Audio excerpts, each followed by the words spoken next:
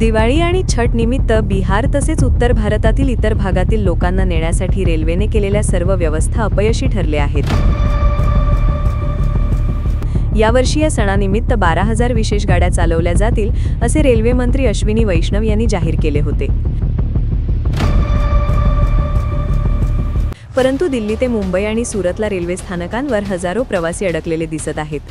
तिकिटे असूनही हजारो लोक गर्दीमुळे ट्रेनमध्ये चढू शकले नाहीत। शनिवारी रेल्वे मंत्री अश्विनी वैष्णव गर्दी नियंत्रण तयारीचा आढावा घेण्यासाठी नवी दिल्ली रेल्वे स्थानकावर पोहोचले।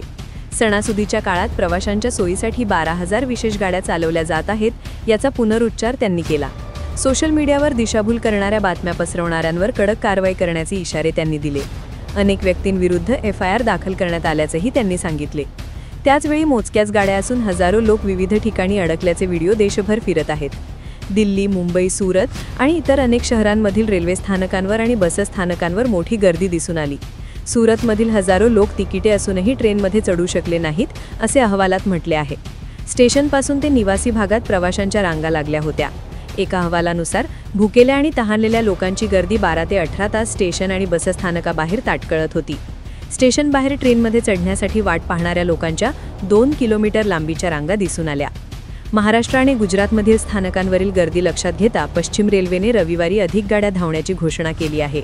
अनेक गाड्यांमधील डब्यांची संख्याही वाढवण्यात येत आहे।